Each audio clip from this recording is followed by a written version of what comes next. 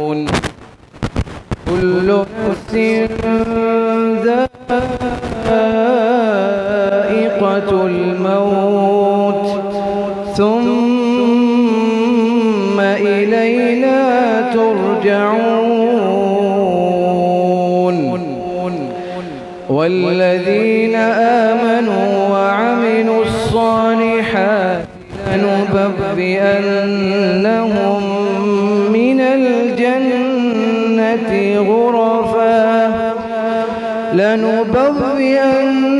لنبوئنهم من الجنة غرفا تجري من تحتها الأنهار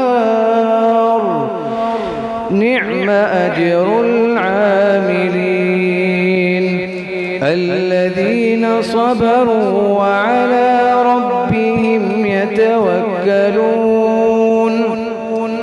وكأين من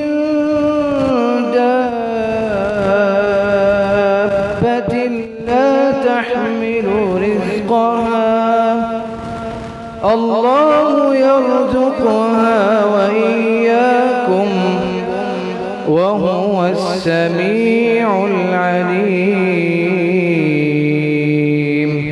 صدق الله العظيم.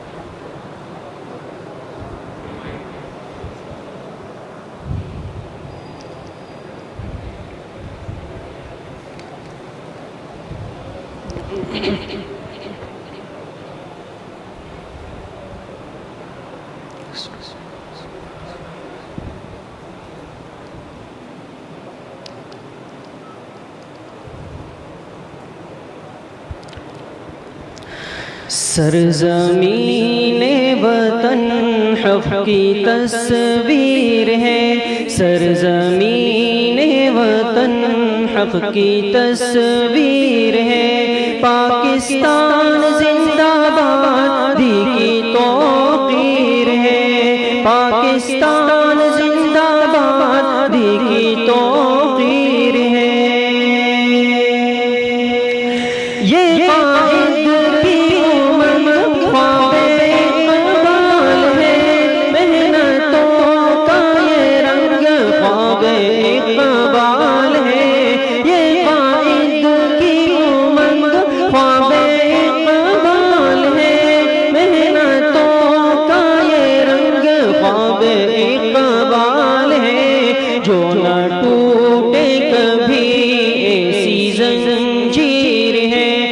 پاکستان زندہ باد کی توقیر ہے سرزمین وطن حق کی تصویر ہے پاکستان زندہ باد کی توقیر ہے اس کی بنیاد میں شہداء کا لہو اس پہ قربان ہوئے اس کی بنیاد میں شہداء کا لہو اس پہ قربان ہوئے علماء 400 کیسے مٹ جائے گا ان منٹ تحریر ہے پاکستان زندہ باد کی توقیر ہے سرزمین وطن حق کی تصویر ہے پاکستان زندہ باد کی توقیر ہے سبزی لالی پر چھپ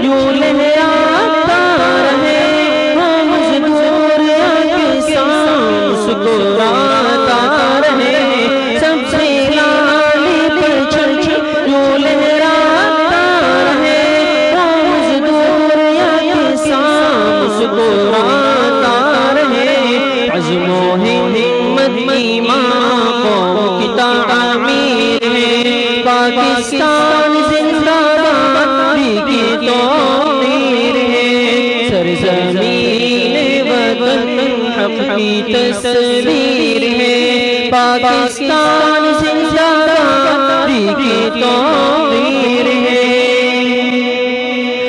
دن ہو یا رات ہو دیس کی بات ہو خوشیوں کی چار سو ہر دم برسات ہو دن ہو یا رات ہو دیس کی بات ہو خوشیوں کی چار سو ہر دم برسات ہو یہ مہکتا چمن اپنی تقدیر ہے پاکستان زندہ باد کی توقیر ہے سرزمین وطن حق کی تصویر ہے پاکستان زندہ باد کی توقیر ہے غالب ہم ہے صدا پاسبان وطن بچ نہیں پائیں گے دشمنان وطن غالب ہم ہے صدا پاسبان وطن بچ نہیں پائیں گے دشمنان وطن سچ کی تعمیر ہے حق کی جاگیر ہے پاکستان زندہ باد کی توقیر ہے سرزمین وطن حق کی تصویر ہے پاکستان زندہ باد کی توقیر ہے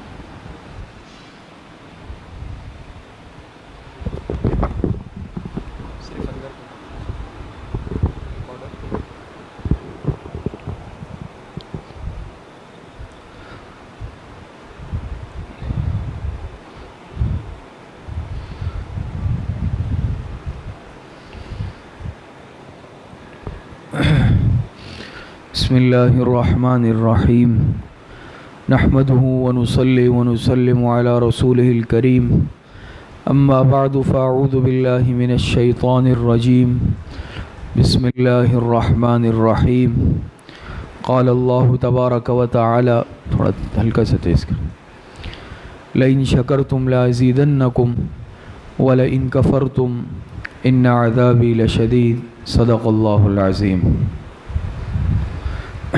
عزیز طلبہ جیسا کہ آپ حضرات کے علم میں ہے کہ کل مورخہ 14 اگست بروز جمعہ ہمارے اسلامی جمہوریہ پاکستان کی یوم آزادی ہے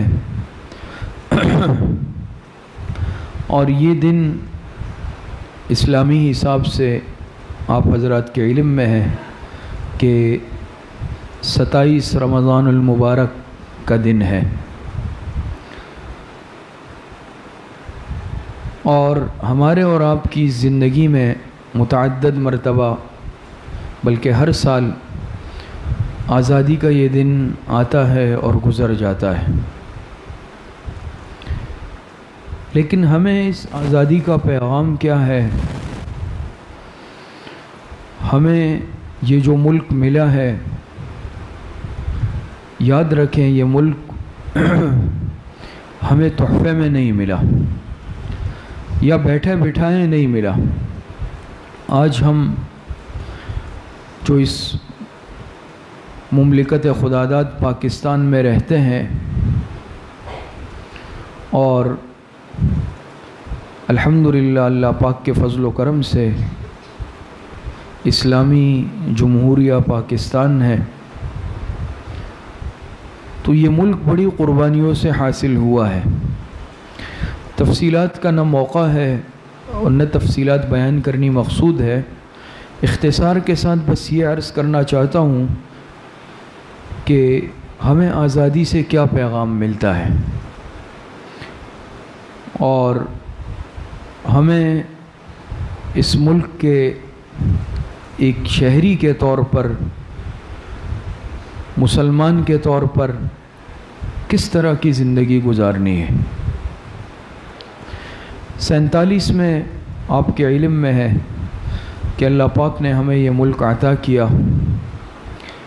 اس سے پہلے یہ متحدہ ہندوستان یا بر صغیر پاک و ہند تھا، لیکن ہمارے بڑوں کی، اکابرین کی سوچ سے، قربانیوں سے، جد و جہد سے اللہ پاک نے ہمیں یہ ملک عطا کیا ہے۔ سب سے پہلے یہ بات بھی عرض کرنی ہے آپ حضرات سے کہ اس ملک کی آزادی میں، اس ملک کے بننے میں ہمارے اکابر علماء دیوبند کی بڑی خدمات شامل ہیں۔ تو بحیثیت ایک طالب علم کے مجھے اور آپ کو اپنے اکابرین کی اس تاریخ سے واقف ہونا ضروری ہے۔ آج ہمارے بہت سارے ساتھی، طلباء، مسلمان اس حقیقت سے واقف ہی نہیں ہے کہ اس ملک کے بننے میں، بنانے میں، اس کی دستور سازی میں ہمارے اکابرین کا، علماء دیوبند کا بہت بڑا کردار ہے۔ خاص طور پر حکیم الامت حضرت مولانا اشرف علی تھانوی رحمۃ اللہ علیہ، آپ حضرات کے علم میں ہے کہ ہمارے جو بانی پاکستان تھے محمد علی جناح صاحب، ان کی حضرت تھانوی رحمۃ اللہ علیہ سے مشاورتیں ہوئی ہیں اس سلسلے میں۔ حضرت تھانوی رحمۃ اللہ علیہ سے آراء لی ہے، ان سے مشورے لیے ہیں، اور پھر اس کے بعد حکیم الامت حضرت مولانا اشرف علی تھانوی رحمۃ اللہ علیہ کے خلفاء، متعلقین اور ہمارے اکابرین، خاص طور پر حضرت علامہ شبیر احمد عثمانی رحمۃ اللہ علیہ، حضرت علامہ ظفر احمد عثمانی رحمۃ اللہ علیہ، آپ کے علم میں ہے نا کہ ہمارے جو اس سے پہلے بنگلہ دیش ہمارے ملک کا حصہ تھا، جو اب مشرقی پاکستان پھر علیحدہ ہو گیا، تو اس حصے پر چونکہ اس وقت ساتھ تھا، یہ بنگلہ دیش پاکستان کا حصہ تھا، یہ مشرقی پاکستان کہلاتا تھا، ہمارا یہ مغربی پاکستان۔ پاکستان جب آزاد ہوا 47 میں، تو ہمارے اس مغربی پاکستان کے حصے پر حضرت علامہ شبیر احمد عثمانی رحمۃ اللہ علیہ نے پاکستان کا پرچم لہرایا ہے، اسی طرح ہے نا۔ اور جو مشرقی پاکستان تھا، جو ابھی موجودہ بنگلہ دیش ہے، اس پر حضرت علامہ ظفر احمد عثمانی رحمۃ اللہ علیہ نے پاکستان کا پرچم لہرایا ہے۔ تو پاکستان کے پرچم لہرانے والے دونوں حصے پر ہمارے اکابر علماء دیوبند تھے۔ اسی طرح جو اس کی دستور سازی ہوئی ہے، اسلامی قوانین بنے ہیں، اس میں علامہ سید سلیمان ندوی رحمۃ اللہ علیہ، حضرت مفتی اعظم پاکستان مفتی محمد شفیع صاحب رحمۃ اللہ علیہ، مولانا ظفر احمد انصاری، مولانا شبیر علی تھانوی، اور یہ جتنے ہمارے اکابر علماء دیوبند ہیں، ان سب کی بڑی قربانیاں اور محنتیں ہیں۔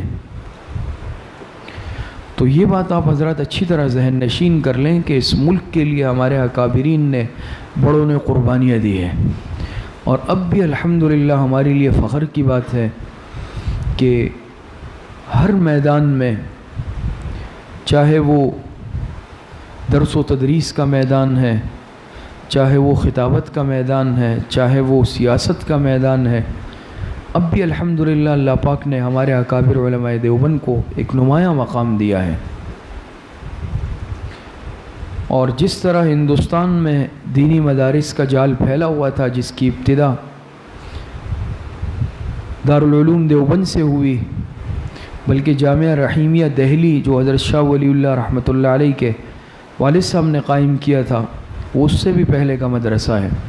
پھر دارالعلوم دیوبند کی بنیاد رکھی گئی، اور مدارس، جامعہ مظاہر علوم سہارنپور، ڈابیل کا مدرسہ۔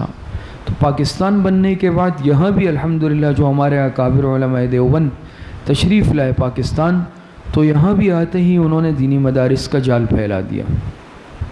چونکہ مدارس دین اسلام کے مضبوط قلعے ہیں، جس طرح قلعہ انسان کو دشمن سے بچاتا ہے، حفاظت فراہم کرتا ہے، اسی طریقے سے یہ دینی مدارس ایمان کی حفاظت کے قلعے ہیں، تو ایمان کی حفاظت بھی ضروری ہے۔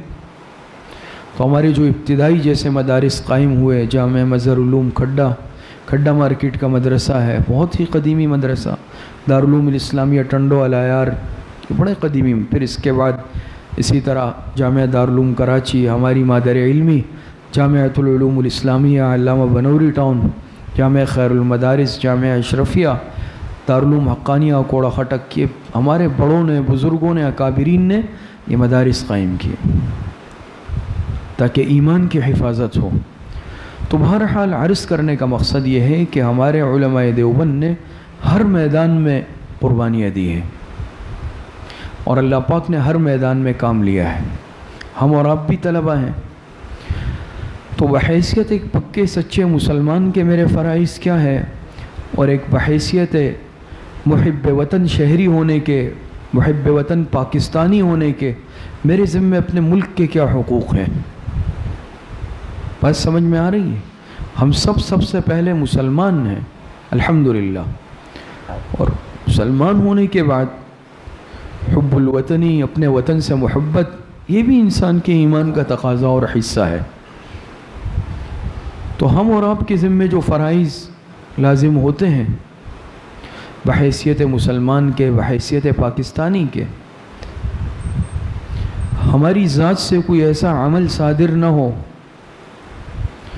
کہ جس کی وجہ سے ہم اپنے ملک کو نقصان پہنچانے والے بن جائیں۔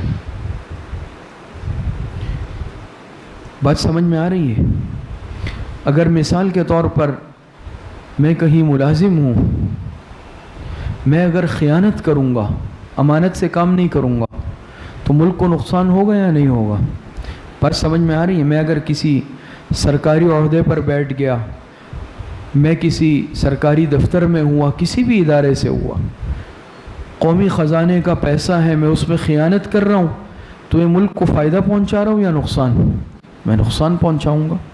مثال کے طور پہ اسی طرح میں ٹرین میں سفر کر رہا ہوں، بس میں سفر کر رہا ہوں، میں نے ٹکٹ نہیں لیا، ٹرین کے ٹکٹ لیے بغیر میں نے سفر کیا، تو میں نے کس کو نقصان پہنچایا؟ ملکی خزانے کو۔ بات سمجھ میں آ رہی ہے؟ اسی طریقے سے یہ جو ایمانی صفات ہے، سچ بولنا، امانت، دیانت، صداقت، یہ اسلامی تعلیمات بھی ہے، اور اس کا اپنانا بحیثیت ایک محب وطن ہونے کے بھی ہمارے لیے ضروری ہے۔ آج دیکھیں نا، ہر جگہ اگر دیکھا جائے خیانت ہے، جھوٹ ہے، دھوکہ ہے، فراڈ ہے، بے ضابطگیاں ہے، اس کا آج ہم شکار ہیں یا نہیں ہے؟ رشوت خوری کا بازار گرم ہے۔ تو جہاں پر یہ اس کا گناہ اپنی جگہ، حدیث میں آتا ہے الراشی والمرتشی کلاہما فی النار، اسی طریقے سے جھوٹ کی وعید حدیث میں قرآن میں آئی ہے نا، خیانت نفاق کی علامت، جھوٹ نفاق کی علامت۔ جہاں شریعت میں منع ہے اس کا گناہ اپنی جگہ، لیکن اگر یہ بری صفات ہمارے اندر آ گئی تو یاد رکھیں، اگر ہم کسی ادارے سے منسلک ہوں گے، جہاں بھی جائیں گے ہم اپنے ملک کو بھی نقصان پہنچائیں گے۔ ہم انصاف نہیں کریں گے، ہم جھوٹ بولیں گے، ہم خیانت کریں گے، ہم رشوت لیں گے، ہم دھوکہ دیں گے، ہم اپنے ملک کی جڑیں کھوکھلی کریں گے، تو یہ تو ایک محب وطن نہیں کر سکتا جس کے دل میں اپنے وطن کی محبت ہو۔ میں نے عرض کیا، سب سے پہلے تو ہم مسلمان ہیں، ایمانی صفات ہمیں اپنانی ہے، لیکن اس کے ساتھ ساتھ جیسے میں نے عرض کیا کہ ہم اپنے وطن کے ساتھ سچی محبت رکھنے والے پاکستانی ہیں، محب وطن شہری بھی ہیں۔ ہم کوئی ایسا عمل نہیں کریں گے جس سے ہمارے ملک کی سلامتی پر آنچ آئے، جس سے ہمارے ملک کے خزانے کو نقصان پہنچے، یا جس سے کسی مسلمان کو نقصان پہنچے۔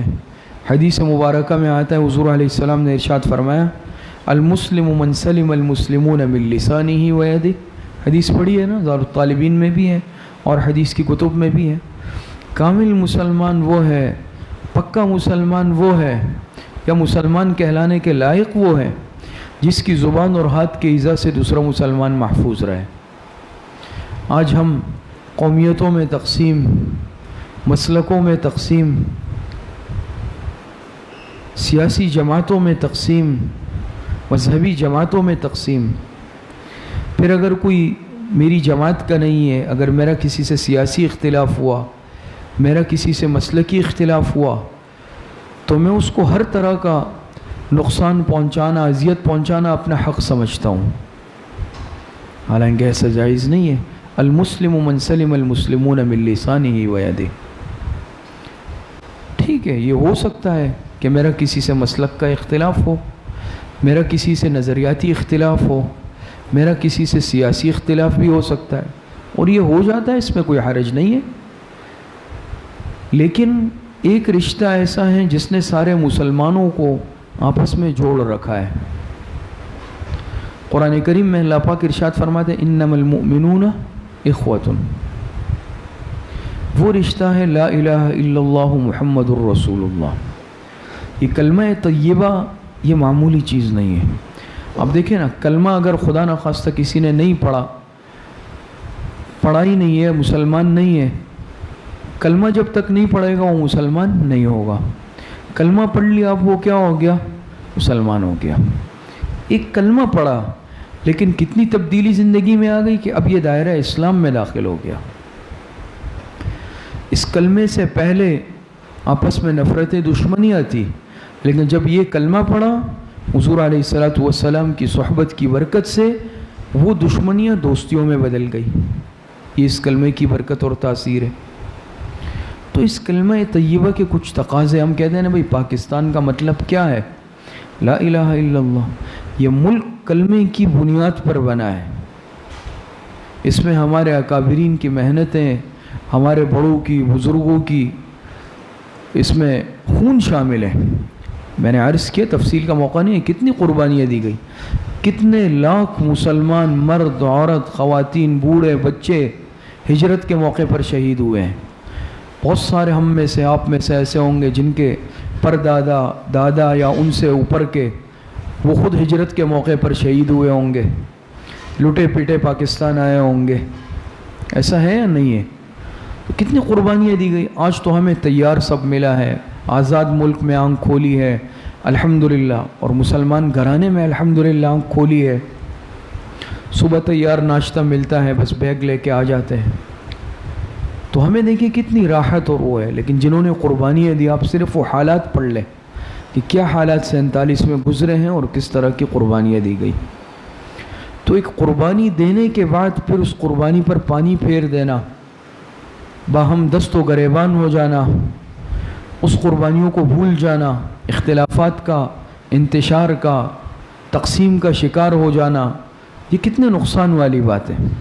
اور آج یاد رکھیں، ہمارا دشمن یہی چاہتا ہے کہ مسلمانوں میں، پھر خاص طور پر جو اس خطے کے مسلمان ہیں، پاکستان کے، ان کو تقسیم کر دو، ان کو جماعتوں میں تقسیم کر دو، لسانیت کے اعتبار سے، قومیت کے اعتبار سے، صوبائیت کے اعتبار سے، مسلک کے اعتبار سے، ہر اعتبار سے ان میں تقسیم در تقسیم پیدا کر دو۔ آج دیکھیں نا، امت مسلمہ میں وحدت نہیں ہے، اجتماعیت نہیں ہے۔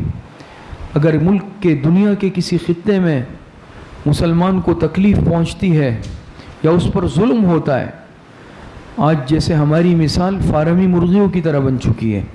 فارمی مرغی سمجھتے ہیں نا؟ آپ نے دیکھا ہوگا، فارمی مرغی کو ایک جگہ کھڑا کر دو یا پنجرے سے نکال لو، وہ نہیں بھاگے گی۔ تو نہیں کہ وہ بھاگ جائے گی، وہ ایک جگہ پہ کھڑی رہے گی گھنٹہ گھنٹہ، 2 گھنٹے آنکھیں بند کر کے۔ ہماری آج وہ مثال، مرغی کھا کھا کے وہ مثال بن چکی ہے نا۔ آج اگر دشمن مسلمان پر کہیں ظلم کرتا ہے، ہم خاموش۔ ہمارے اندر وہ ایمانی غیرت، وہ قومی غیرت، اس کو دبا دیا گیا ہے، اس کو کم کر دیا گیا ہے، اس کو ختم کرنے کی کوشش ہو رہی ہے کہ سب سے پہلے ان مسلمانوں سے ایمانی غیرت نکال دی جائے۔ اب دیکھیں، ایک اٹھتا ہے، کوئی نبوت کا العیاذ باللہ دعویٰ کرتا ہے، کوئی مہدی ہونے کا دعویٰ کرتا ہے، ایک مسلمان کی غیرت اس کو برداشت نہیں کر سکتی۔ پھر اللہ پاک ایسے نوجوان غیرت مند پیدا کر دیتے ہیں جو موقع پر آ کر فیصلہ کرتے ہیں۔ تو یہ اسلامی جمہوریہ پاکستان اسلامی ملک ہے، یہاں کسی کو اجازت اس طرح کی نہیں دی جا سکتی۔ تو آج اس ایمانی غیرت کو ختم کیا جا رہا ہے، اس میں تعویلات پیش کی جاتی ہے، اور اسی طریقے سے تقسیم، دشمن کا جو کامیاب ہتھیار ہے نا وہ ہے تقسیم، کہ تقسیم کر دو، آپس میں نفرتیں پیدا کروا دو۔ اور آج ہے اس طرح یا نہیں ہے؟ اگر میرا صوبہ الگ ہے، اس کا صوبہ الگ ہے، تو ہمارے درمیان ایک نفرت ہے۔ بھئی کیوں نفرت ہے؟ ایمانی رشتہ نہیں ہے؟ میری زبان الگ ہے، ان کی زبان الگ ہے، تو بھئی طبیعت نہیں بن رہی۔ آج دوسرے زبان کا ہے، میں اس کو جو ہے حقارت سے دیکھ رہا ہوں۔ میں کیوں حقارت سے دیکھ سکتا ہوں؟ حدیث میں آتا ہے آپ علیہ السلام نے فرمایا کسی عربی کو عجمی پر، عجمی کو عربی پر، کالے کو گورے پر، گورے کو کالے پر فضیلت نہیں ہے۔ کوئی سفید رنگ کا ہے اس کو سیاہ رنگ والے پر فضیلت نہیں ہے۔ ان اکرمکم عند اللہ اتقاکم، حضرت بلال حبشی رضی اللہ عنہ حبشہ کے رہنے والے، سیاہ رنگ کے، عرب بھی نہیں ہے، عجمی ہے، حبشہ کے رہنے والے، موٹے موٹے ہونٹ، سیاہ رنگ، حبشہ والے ہوتے ہیں نا۔ لیکن حضور علیہ السلام نے کیا فرمایا حضرت بلال سے کہ میں نے تمہارے قدموں کی چاپ جنت میں سنی ہے، جنت میں۔ اور آپ علیہ السلام کے رشتہ دار، سگے رشتہ دار ابو لہب دنیا سے ناکام چلے گئے۔ چچا آپ کے سگے، خونی رشتہ ہے، عرب ہے، خوبصورت ہے، وجیح ہے، کلمہ نہیں پڑھا، کلمہ نہیں پڑھا تو دنیا سے ناکام گئے۔ حضرت بلال صحابی بنے، کلمہ پڑھا، آپ نے فرمایا تمہارے قدموں کی چاپ جنت میں۔ حضرت بلال جنتی، حضرت صہیب، حضرت سلمان فارسی، فارس کے رہنے والے۔ یہ ایمانی رشتہ، یہ کلمہ، یہ بہت بڑی نعمت ہے، یاد رکھیں۔ پھر آپ، چونکہ ہم سب طلبہ ہیں، طلبہ کا مجمع ہے، آپ سے خاص طور پہ عرض کرتا ہوں، کبھی لسانیت کی بنیاد پر، قومیت کی بنیاد پر، نسب اور خاندان کی بنیاد پر تعصب کا شکار نہ ہو، کسی کو حقارت سے نہیں دیکھیں، اپنے آپ کو افضل اور برتر مت سمجھے، بلکہ ہر مسلمان کو اپنے آپ سے افضل سمجھے۔ حضرت تھانوی رحمۃ اللہ علیہ کا جملہ آپ حضرات نے سنا ہے نا، فرماتے تھے میں ہر مسلمان کو فی الحال اور ہر کافر کو فی المآل اپنے آپ سے افضل سمجھتا ہوں۔ حضرت تھانوی فرما رہے مسلمان کو تو اس لیے کہ وہ مسلمان ہے، وہ مجھ سے اعمال میں بہتر ہوگا، میں ہر مسلمان کو اپنے آپ سے افضل سمجھتا ہوں، میں اپنے آپ کو سب سے کمتر سمجھتا ہوں۔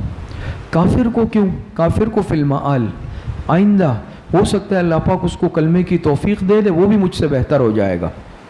اور آج دیکھ لیں کس قدر عجب ہم دل میں لیے گھومتے ہیں، تکبر ہم دل میں لیے گھومتے ہیں۔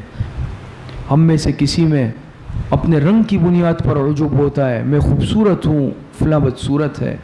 کسی کو اپنی قوم پر عجب ہوتا ہے کہ میں بڑے نسب کا ہوں، اعلیٰ خاندان کا ہوں۔ کسی کو اپنے لسانیت پر فخر ہوتا ہے۔ تو یاد رکھیں یہ چیزیں ایسی نہیں ہے فخر کرنے کی۔ بات سمجھ میں آ رہی ہے؟ وَجَعَلْنَاكُمْ شُعُوبًا وَقَبَائِلَ لِتَعَارَفُوا، اللہ پاک فرماتے ہیں کہ ہم نے جو قبائل میں تمہیں تقسیم کیا، خاندانوں میں، قبیلوں میں، کس لیے؟ لِتَعَارَفُوا، تعریف کے لیے نہیں، تعارف کے لیے۔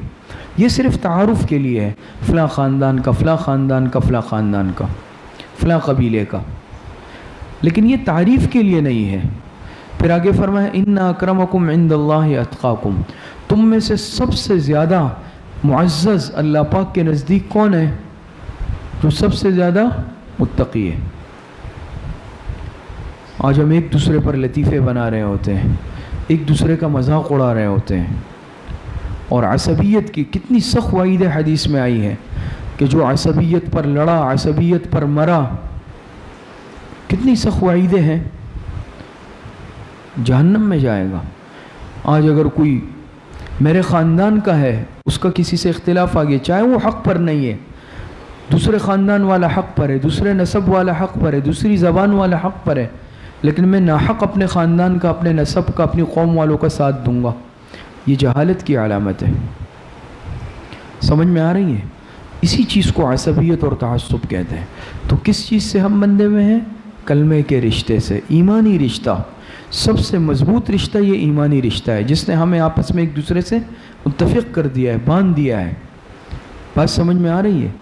تو کبھی بھی یاد رکھیں، یہ سوچ ذہن میں مت لائیں، اس بنیاد پر فیصلہ نہیں کریں، اس بنیاد پر اپنی ترجیحات مقرر مت کریں، وقت نہیں ہے بس۔ اور آخری بات یہ ہے کہ اعمال والی زندگی اختیار کر لیں۔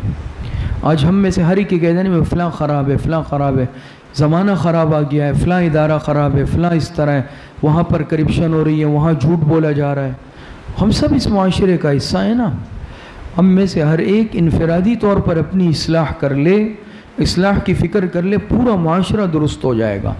آج مسئلہ کیا ہے؟ مصیبت، ہم اصلاح کرنا چاہتے ہیں لیکن اس کا آغاز دوسرے سے کرنا چاہتے ہیں، اپنی ذات سے نہیں۔ تو ہر ایک اصلاح کا آغاز اپنی ذات سے کر لے۔ میں گھر میں اصلاح چاہتا ہوں تو اپنے آپ کو درست کر لوں، پھر گھر میں سب کی اصلاح ہوگی آہستہ آہستہ۔ لیکن میں چاہتا ہوں کہ بھئی میرا دوسرا بھائی پہلے صحیح ہو جائے، میرا پڑوسی پہلے صحیح ہو جائے، کلاس کا ساتھی پہلے ٹھیک ہو جائے، پھر میں صحیح ہوں گا، ایسا کبھی بھی نہیں ہو سکتا۔ تو اصلاح کا آغاز اپنی ذات سے کرنا ہے۔ اور اجتماعی سوچ جس دن یہ پیدا ہو گئی کہ ہر ایک اپنے آپ کو ٹھیک کر لے، پورا معاشرہ خود بخود ٹھیک ہو جائے گا۔ بات سمجھ میں آ رہی ہے؟ تو اعمال والی زندگی اختیار کر لیں، ایمانی زندگی اختیار کر لیں، نہ اپنے زبان سے کسی کو تکلیف دیں، نہ ہاتھ پیر یا دیگر اعضاء سے تکلیف دیں، اپنے وطن سے سچی محبت کریں۔ اللہ پاک نے ہمیں یہ نعمت دی ہے، اور یہ اس نعمت کی ناقدری ہے کہ ہم اس میں انتشار برپا کریں، ایک دوسرے پر ظلم کریں، اس ملک کی جڑوں کو کھوکھلا کریں، خیانت کریں، دھوکہ دہی کریں، پھر ایک دوسرے کو الزام دیں۔ تو آپ حضرات یہ علم حاصل کر رہے ہیں، اس علم سے نیت یہ کرے، میں دین کی خدمت کروں گا، میں اپنے ملک کی خدمت کروں گا۔ اللہ پاک صحیح عمل کی توفیق عطا فرمائے۔ وآخر دعوانا ان الحمد للہ رب العالمین۔ مولانا خالد صاحب انشاءاللہ بات فرمائیں گے، پھر دعا فرمائیں گے۔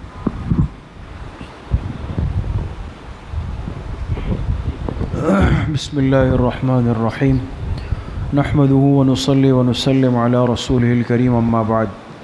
بس باتیں وہی ہیں جو حضرت مفتی صاحب نے بہت تفصیل کے ساتھ اور بہت جامع انداز میں فرما دی ہے۔ خلاصہ ساری باتوں کا آپ کے سامنے آ گیا کہ آزادی کی نعمت کی قدر کی آج ضرورت ہے، کہ ہمارے ذہنوں میں کم از کم یہ بات بیٹھ جائے کہ یہ بھی ایک نعمت ہے۔ اس لیے کہ جو چیز پکی پکائی تیار ملتی ہے، انسان اس میں نکتہ چینی کرتا ہے۔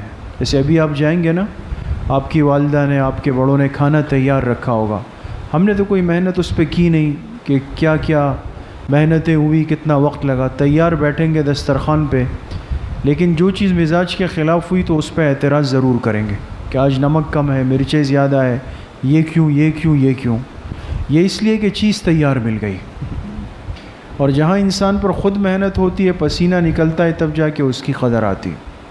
تو ایک تو اس کی قدر کرنی چاہیے تاکہ اللہ کی اس نعمت کی ناقدری نہ ہو جائے۔ اور دوسری بات جو انہوں نے فرمائی کہ بہت زیادہ نقصان دہ چیز جو اس ڈھانچے کو، اس عمارت کو کھوکھلا کرتی ہے اور کر رہی ہے، وہ عصبیت ہے۔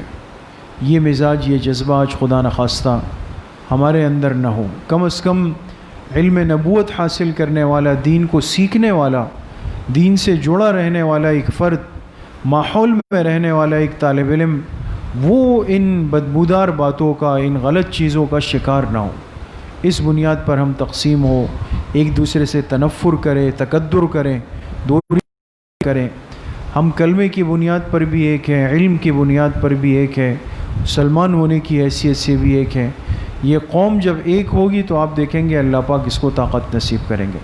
بہرحال یہ باتیں آپ کے سامنے ہوئی، اور بس چونکہ اس ملک کی تکمیل کو آج غالباً 73 سال پورے ہو رہے، 73 سال پورے ہو رہے، اور آپ حضرات دیکھتے ہیں کہ ہر سال کیا کچھ ہوتا ہے، کتنی خرابیاں، بیماریاں، کمزوریاں اس ڈھانچے میں پیدا ہوتی ہے، اور کرنے والا بھی ہر طبقے سے تعلق رکھتا ہے۔ ہم یہ نہیں کہہ سکتے کہ فلاں ہے اور فلاں نہیں ہے، ہر آدمی اس میں اپنی کمزوریوں کا شکار ہے، لیکن اس کے باوجود اس ملک کے نظام کا چلتے رہنا دلیل ہے کہ اس کی بنیاد میں کسی کی دعا ضرور شامل ہے، اور وہ دعائیں یقیناً ہمارے اکابر کی ہے، بزرگوں کی ہے، اللہ والوں کی ہے، جس کی وجہ سے الحمدللہ آج اللہ پاک نے اس سلسلے کو جوڑا ہوا ہے۔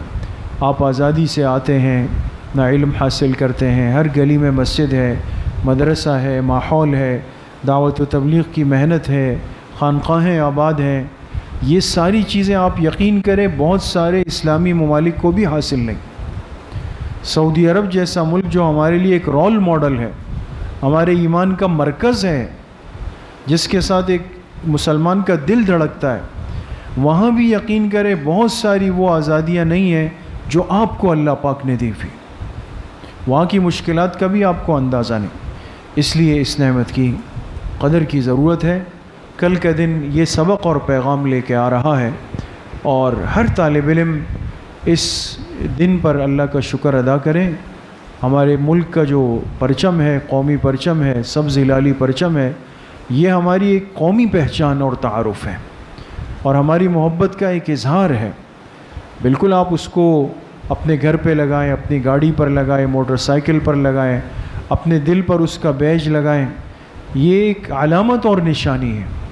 لیکن اگر ایسا کوئی عمل کریں گے جس سے تکلیف ہو کہ آپ صبح اٹھے اور موٹر سائیکل کا سیلنسر نکال کے جی میں مزار قائد جا رہا ہوں، بابا قوم کے مزار پہ حاضری دینے کے لیے، ہزاروں لوگوں کو تکلیف دیتے ہوئے جا رہے ہیں، یا گانے باجے بجاتے ہوئے جا رہے ہیں، میوزک بجاتے ہوئے جا رہے ہیں، شور مچا رہے ہیں، کسی کو تکلیف دے رہے ہیں، تو یہ قوم سے نہ وفاداری ہے، نہ محبت کی علامت ہے، بلکہ زحمت ہوگی۔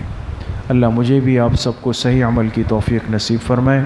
وآخر دعوانا ان الحمد للہ رب العالمین، الحمد للہ رب العالمین، والصلاة والسلام علی سید الانبیاء والمرسلین، سیدنا و مولانا و سندنا و حبیبنا و شفیعنا و قرۃ اعیننا محمد صلی اللہ علیہ وسلم۔ یا اللہ اس آزادی کی عظیم نعمت کی قدردانی کی توفیق نصیب فرما، اس کی ناقدری سے، ناشکری سے، بے اکرامی سے اللہ ہم سب کی حفاظت فرما۔ یا اللہ ہر قسم کے دشمنوں سے، ظاہری باطنی سے، یا اللہ اس پیارے ملک پاکستان کی یا اللہ حفاظت فرما۔ یا اللہ یہ ملک پوری دنیا اور امت مسلمہ کی نگاہوں کا مرکز ہے، بنیاد ہے، ہر مسلمان کی نظر اس پہ آ کے ٹکتی ہے۔ یا اللہ اسلام کے اس قلعے کی قیامت کے دن تک حفاظت فرما۔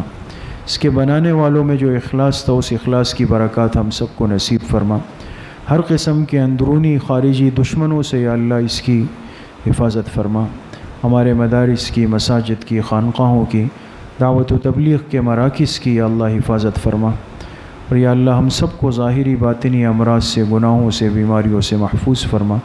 صلی اللہ وسلم علی نبینا محمد وآلہ وصحبہ اجمعین برحمتک۔